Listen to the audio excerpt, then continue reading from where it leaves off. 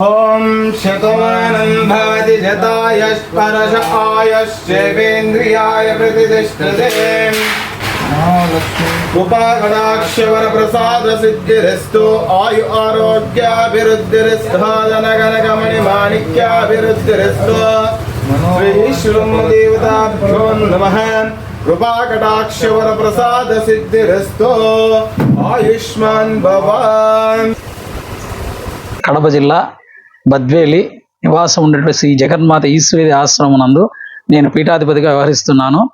ఇక్కడికి నాకు అమ్మవారి ముఖ విలాసము, ఉత్సవ విగ్రహము మరియు మగత్వారణము ఆ విగ్రహాల కొరకై ఇక్కడికి వచ్చేసినాను. వీళ్ళ వర్క్ చాలా అలంకారంగా ఉంటుంది.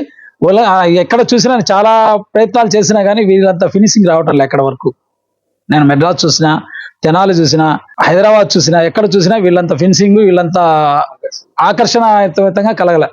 అందుకని ఇక్కడికి వచ్చేస్తున్నాను కడప జిల్లా నుంచి. చాలా బాగుంది విగ్రహాలు, వీళ్ళ పనితనము చాలా మంచిగా ఉంది. ఇది శిల్పకళ అంటే వీళ్ళ దగ్గరనే ఉంది. నేను ఇంతకు ముందు వచ్చిన ఒకసారి, రెండోసారి వచ్చిన.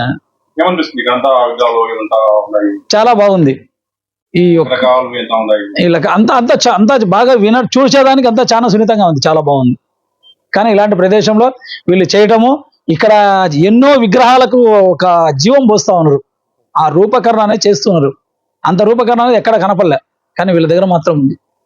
అది వాళ్ళకు సాక్షాత్ సరస్వతి పుత్రులు అనుకోవాల్సిందే వీళ్ళను. వేరే అంశాలు లేకుండా సరస్వతి పుత్రులే. ఆ సరస్వతి దేవి వీళ్ళ దగ్గర వీళ్ళ చేతుల్లో ఆడిస్తుంది.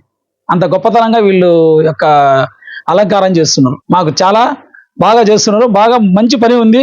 మంచి విగ్రహం అంతా ఆకర్షణ బాగుంది. వీళ్ళు అలానే ఇంకా అభివృద్ధి చెందాలి. వీళ్ళు శతమానం భవతి శతాయు దీర్ఘాయుష్మాన్ భవ మనోవాంఛఫల సిద్ధిరస్తు. మీరు ఇక్కడ ఆహ్వానించింది ఉంది పుట్టిన పండుగ అంటే వానికి ఒక అదృష్టమే, మాకి ఒక అంత ఏది జరిగినా అమ్మవారి కృపా కటాక్షం, మనదేం లేదు ఇక్కడ.